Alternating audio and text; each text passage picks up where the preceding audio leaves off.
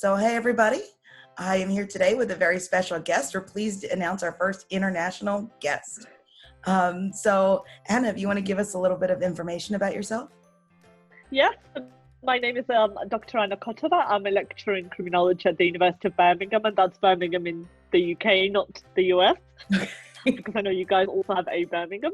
We do. So this is in the West Midlands in the UK. I'm about a couple of hours on the train from London, so relatively centrally as the country goes, although it's a much smaller country, of course, than the US is.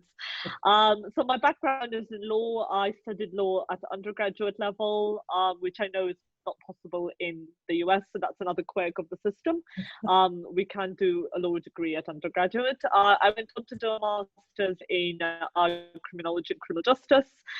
Really enjoyed the topic of families affected by imprisonment. I was supervised by Rachel Condry, who's kind of produced some of the most seminal work in the UK on families of prisoners.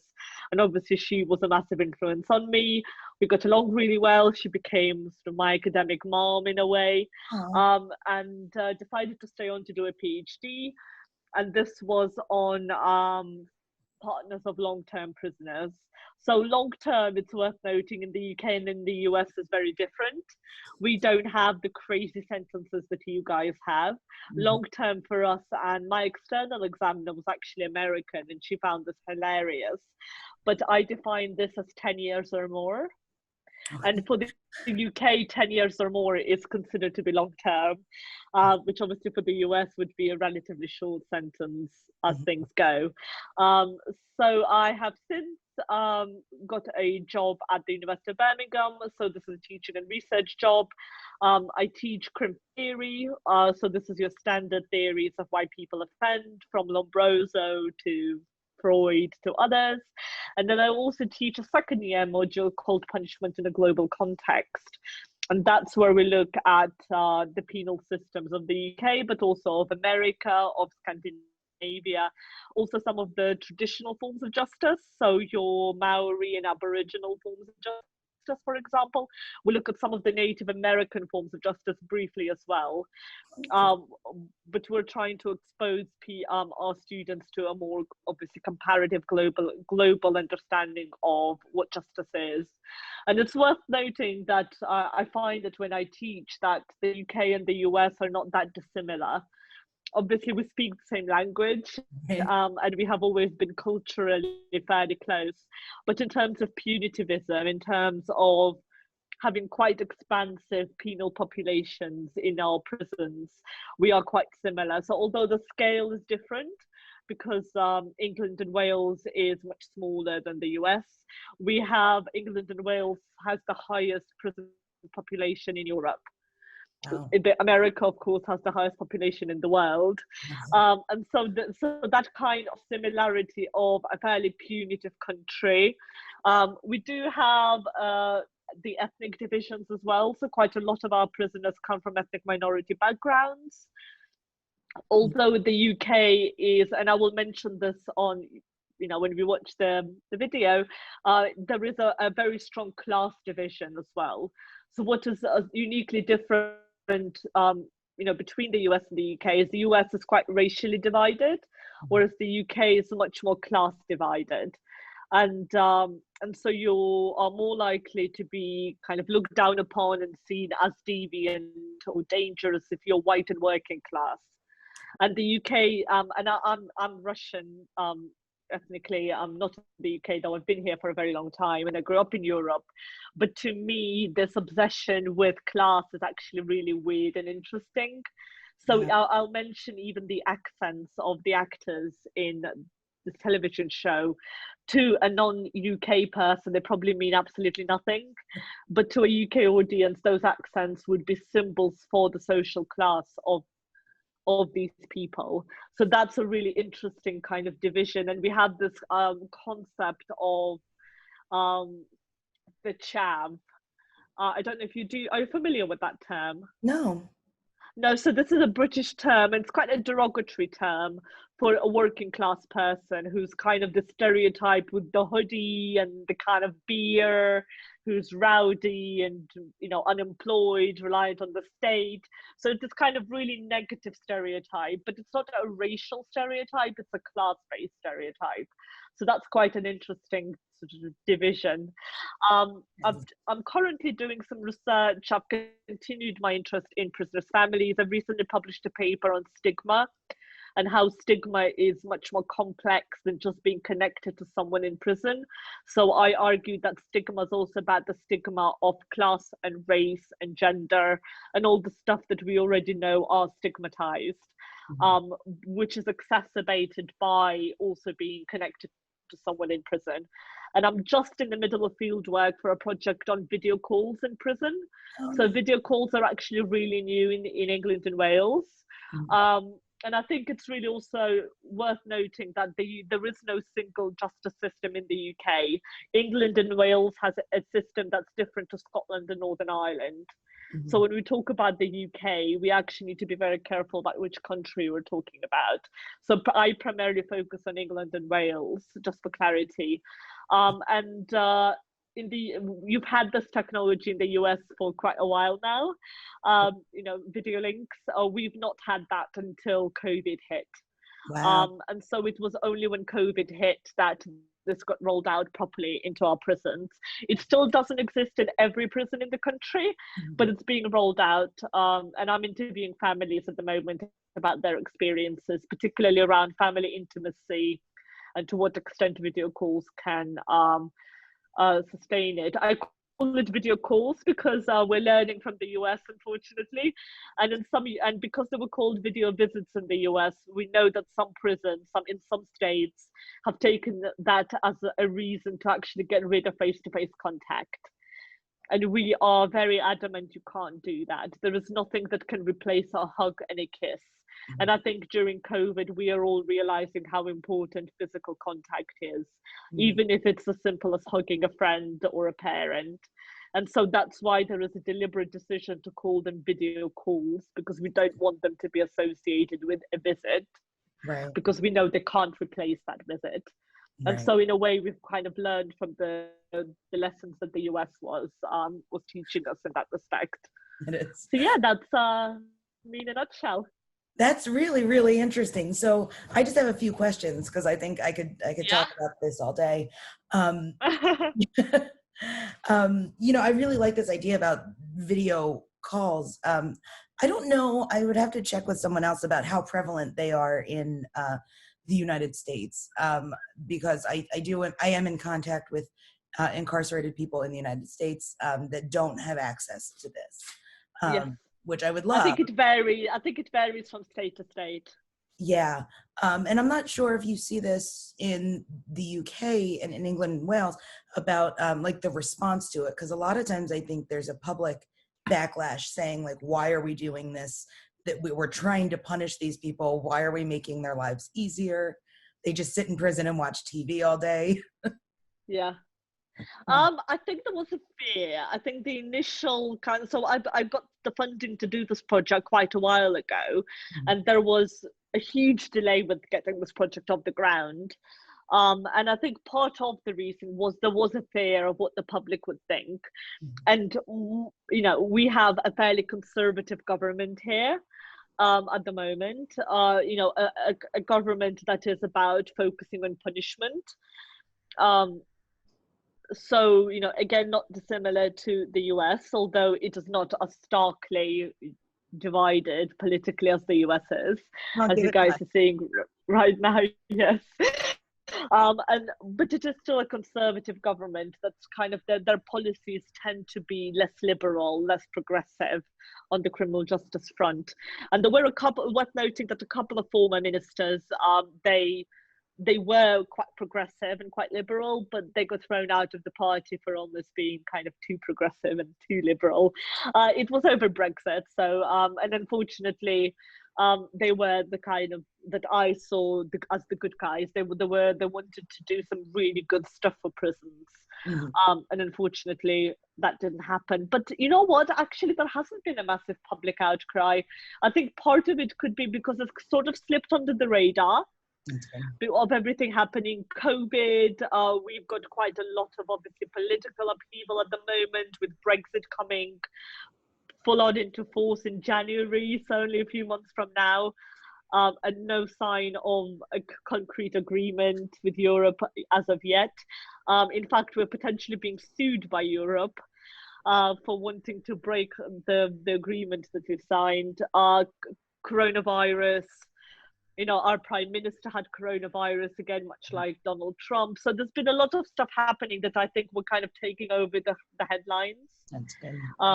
And so this kind of, in a way that was good because this tech was introduced, and it didn't raise that much upheaval. And I think the other reason is because we're so used to it, because in the last few months, pretty much everybody has been on video calls. And so there is an element of, so what? Right. That I think it's, and to make it clear, it's not like they're using what we're using now. Prisoners are not using Zoom. This is a bespoke system with all sorts of layers of security built into it. So it is not Skype or Zoom or FaceTime or what we're used to. It is a very, very security conscious system. It's an app, so people can just download it onto their phone or laptop and speak to their loved one. It's only 30 minutes once a month, but unlike in the US at the moment, it's free. Wow. So families in prison, yes, the families in prisoners are not paying for it, at least for the duration of the crisis. So that again, it's not been monetized yet, in the point that the video calls have been monetized in the US, which are, I believe, they're quite expensive. Even phone calls are expensive in the US. Yes. Yeah. Well, that's really exciting. I can't wait to hear how this goes and to find out how your study goes, especially during COVID. Yes. Well, interviews like this, to be honest. Yeah. Okay, so I guess we'll get to the trailer. If you want to give us a little bit of a backstory about Yep. Prisoners' Wives. So this was a show called Prisoners' Wives, produced and aired on BBC in 2012. And this was I found it really interesting, not only because I was starting my PhD in 2012. So it was just I was 3 months into my PhD at that point. And obviously the topic was really relevant to what I'm doing. I try to stay away from criminal justice shows these days because it's too much like work. My students constantly like, have you seen this? Have you seen this? Like, no. But what's interesting about it is it had quite a lot. They conducted quite a lot of consultations with actual families, and so it's in a way, yes, it's drama, but it's also it's not simplistic in a way that a lot of dramas are. Of course, they need to create drama, and there's car chases and that sort of stuff, but they do portray a range of different women's perspectives, different types of offences, different socioeconomic classes. So so that was really interesting to me. And in terms of this being the first major show in the UK to actually highlight the experiences of families, that was really culturally important, because a lot of these families are, and often are, seen as the invisible victims. They bear the burden of that crime as well as the actual victims. And some families don't want to be called secondary victims because they realize that there is a real victim to the crime. But really what it kind of highlighted is that imprisonment has an impact way beyond the person in prison on their loved ones. And this got nothing to do with whether we condone or not condone the criminal act. It's about recognizing that punishment is a lot more far-reaching than society often thinks. Absolutely. And so, do you want to watch it now? Yeah, absolutely. Hey, you. For baby. You stick with me, because I'm your dream ticket. What's that? Do you want to pause here? Sure. Just pause? Yeah. So obviously here you have again the kind of non-stereotype. So this is the lead kind of heroine, a very nice middle-class family. You know, she's pregnant, clearly seems like a loving home, a very normal kind of setting. So again, this is kind of breaking that stereotype of the prisoner's family being rough and criminal in some way. You know, even their accents are very neutral British accents. They're not working class accents. So I think this is quite important because there are so many stereotypes around prisoners' families that seeing something that is so normal, you know, this could happen to people like you or me. And in fact, a lot of women I interviewed for my PhD were educated, professional, middle-class women. So although there is an overrepresentation of lower socioeconomic classes in prison, I think it's wrong to say that, you know, there's something inherent about being poor and working class that makes you in some way criminal. So do you just want to go again? Okay. Absolutely. 3, 2, 1, go.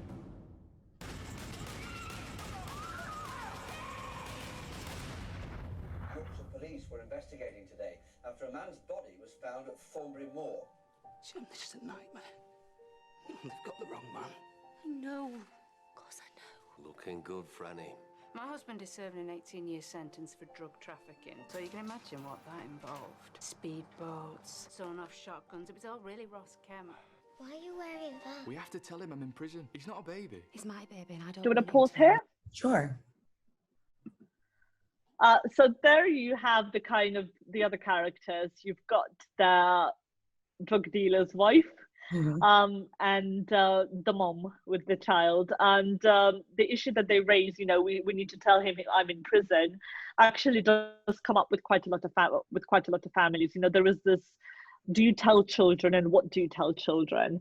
Because when children are very young, some families say, oh, we're going to see dad at work, or you know, dad is working away, or that sort of thing. And of course, at some point, there comes a stage when children know exactly what's happening. And I think Fran, the lady who's married to the drug dealer, you might recognize her husband from Game of Thrones. I did. Yes. Tried not to scream at what I saw. Yeah, he was in Game of Thrones. Yes. So I think she's kind of the stereotype in that sense. You know, she's quite bolshy. So obviously for a lot of families, that's quite a big dilemma. You know, what do you actually tell children? And at what age do you tell them that mom or dad is in prison? And I think one of the things that a lot of families don't realize is often children do realize what's happening. And so at a relatively young age. So that scene where he says we have to tell him I'm in prison is actually really a real problem for a lot of families who have children. And then obviously you have Fran, who's the glamorous drug mule's wife, and she's the direct foil to the main character, who looked very lost. She didn't know anything about the criminal justice system, and I think that for those kind of families, that's often like the hardest, because the system is so complex, and there is actually relatively little support for families out there. And so they're trying to navigate this really convoluted system without really having any previous knowledge or experience of it. So again, I think that scene of her looking really lost and not knowing what to do, going in her first visit, is again very real. I think that's a very real experience. So should we continue? Okay. Absolutely. Okay. 3, 2, 1, go. know about this.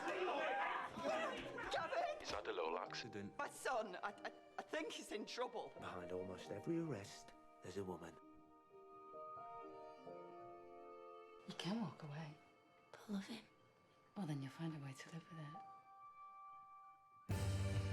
I didn't raise my daughter to be some gangster's mob.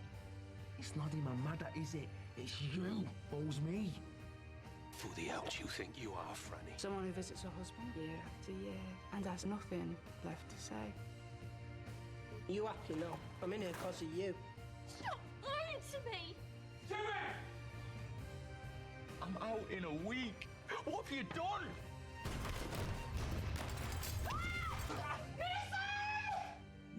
Nobody out there knows what it's like. we do. Okay. So dramatic. Yes, obviously a trainer always is, I think. But there's a few things to unpack here. I think one of the interesting things that I actually didn't realize when I watched this first, but when Fran says, I'm somebody who visits you year after year and I don't have anything to say, I think that's really interesting, because I found that with with the women I interviewed who were partners of long-term prisoners, that over time the relationship could disintegrate, because you literally run out of things to talk about. Because unlike in the US, we don't have conjugal visits. Oh, okay. So there is no form of privacy that you can have. You can never be in a room alone together. And over a long sentence, what that does to kind of intimacy, emotional intimacy, physical intimacy, that really becomes eroded, because in a visit, our visits are relatively infrequent as well. So people can go anywhere between sort of 2 to 1 visit a month. Okay. And they're anywhere between kind of an hour to 2 hours. So if you're thinking about a long-term relationship, that isn't very much at all, with no sexual or physical intimacy, of course, allowed. Although, you do hear about naughty letters and phone sex and that sort of thing. I think the best thing I've heard was a participant who said when her husband sent her a naughty letter, he would put like a warning on the envelope, because he didn't want some poor young female officer to be shocked. And so he would That's very considerate. Yes, I thought that was very considerate. Yeah, so sort of not safe for work warning. Yeah. And I think that bit of Fran saying, I have nothing to say, it really hit home as well, because trying to sustain a relationship over many years is very difficult when you're living 2 very separate lives. I mean, I was interviewing somebody today for my video call project whose partner's been in prison for quite a while now, and she was talking about how video call tech was so weird to him, because the last time he was out he had a Nokia phone. Wow. So when you're talking, so in terms of how quickly technology develops and just how quickly the world changes, if you think about prisoners being released now into COVID world, how weird that must be to them, because everything's changed so quickly. Right. And then a couple of other things I wanted to pick up on was this officer saying behind every arrest there is a woman. And that's true, behind every arrest there is a family, there is a mom, there is a wife, there are children, and likewise. And the fact that he says there is a woman is notable, because we also know that for female prisoners, most of the support they have are from women. So their moms, their sisters, their grandmas, very rarely their partners. Right. Very rarely the men in their lives. So prisoners' families, when we talk about prisoners' families, it's often, we actually mean women in prisoners, whether it's male or female prisoners, it's very often a woman. And there's actually a scene that isn't in the trailer, but when he tells during the arrest, I remember the officer saying to the distraught girl, she's quite heavily pregnant. I think her fiance at that point, I don't remember if it's fiance or husband, been arrested, and he says they always say they don't know what's going on. They're either devious or stupid. So which one are you? And this kind of sense that you must have known what he was doing. So you're either devious and lying, or you're stupid. And very often, of course, families don't know what's going on. And so this kind of, again, stereotype that families are in some way collusive, right, is I think really dangerous. Of course, there are collusive families, there are criminal families, and families that are, not a good influence. But and I think that comes to my my kind of the point before my last, is a point which says, well, we have each other, we can only support each other. And that's true. A lot of support that is given to families of prisoners are given by other families of prisoners. Right. There is no institutional support to a great extent. There is no minister responsible for helping them. There is no sense of responsibility either for adult or even for children families, for children of prisoners. And finally, you know, you have the fourth character in this, who's the mom with the son in prison. And that kind of raises the theme of violence. You know, we kind of see prisons, as you mentioned earlier, these holiday camps where people have, you know, Xboxes and pornography and everything. That's really not true. In England and Wales, we've had the highest levels of violence on record in prisons. We had some damning reports about prison inspectors going in to see blood and vomit and rat feces on the floors.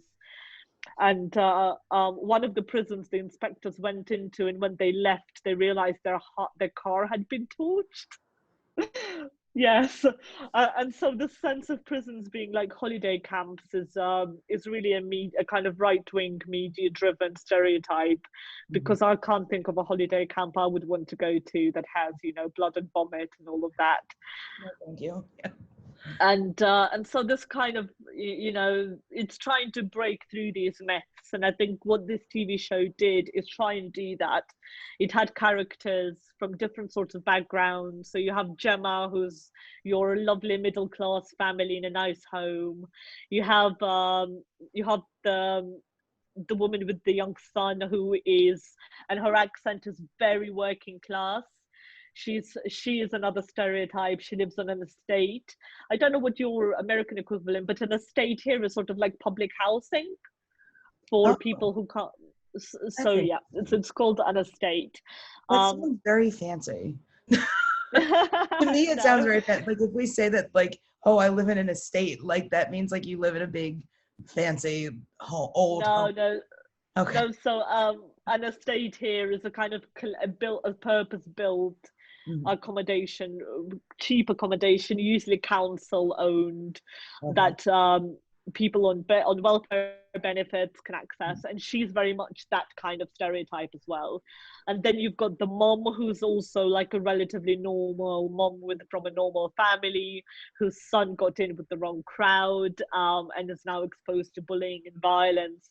So you had a really nice mix of different people. They didn't fall into this trap of having just one type of person. I think they tried to represent a kind of cross-section of people who are affected by imprisonment. And they did raise these various issues around prison violence, around the challenges families face, the lack of support they have, how often they are treated really poorly by the powers that be, whether it's police or courts.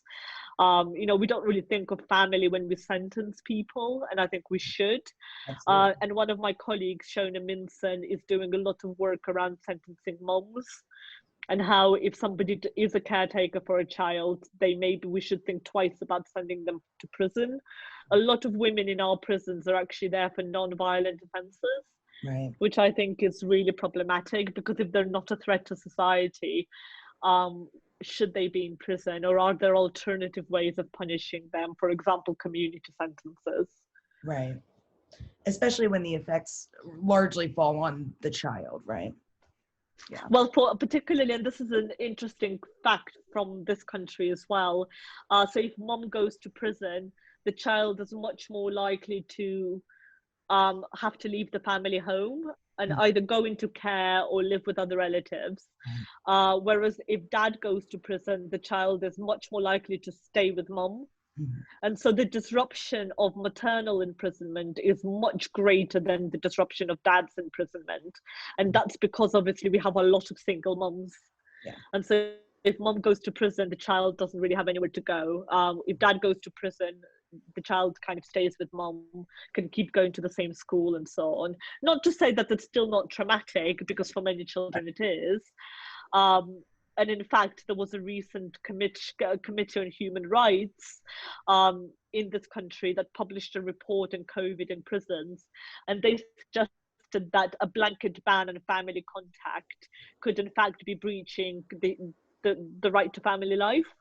Wow. particularly of children. So we're starting to think about, we are starting to recognize how important family is.